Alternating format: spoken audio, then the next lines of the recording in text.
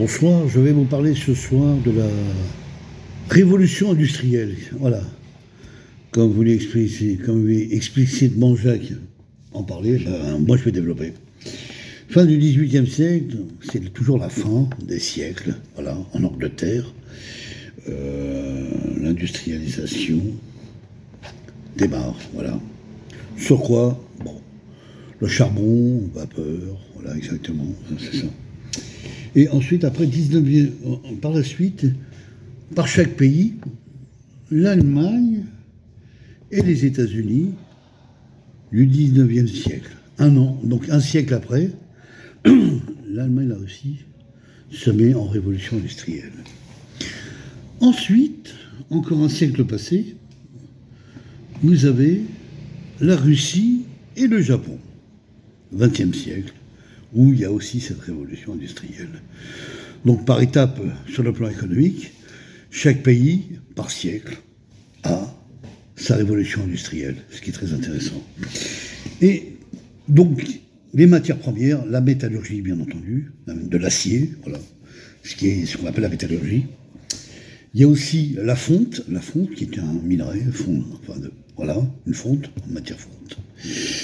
Et donc sans la fonte, s'il n'y avait pas cette matière d'éléments premiers, on ne pourrait pas fabriquer des chaudières et des vapeurs. Voilà. Donc ça amplifie la production industrielle, pour dire. Voilà.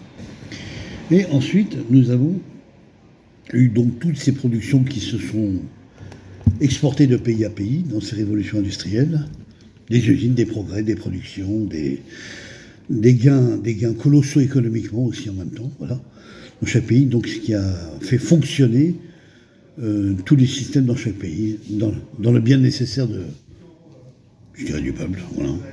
Voilà. Et donc à la suite de ça, cette révolution s'achève, et puis après, je me souviens que en France, sous l'époque de De Gaulle, la révolution industrielle, vaste sujet.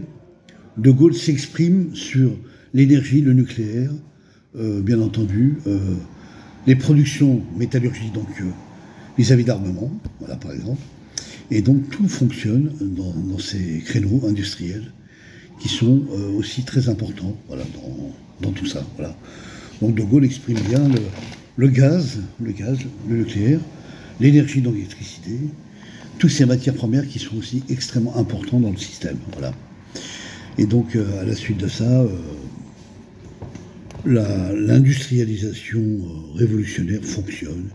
Les travailleurs, les ouvriers, voilà. On se rappelle qu'aussi les paysans avaient, je crois, moins de blé à l'époque. Donc c'était extrêmement limité. Ils ne pouvaient plus tellement travailler de leur récolte. C'était un peu compliqué. Voilà. Mais à la suite de ça, on réalise d'autres productivités qui se relancent et qui fonctionnent et qui remarchent. Voilà. Merci.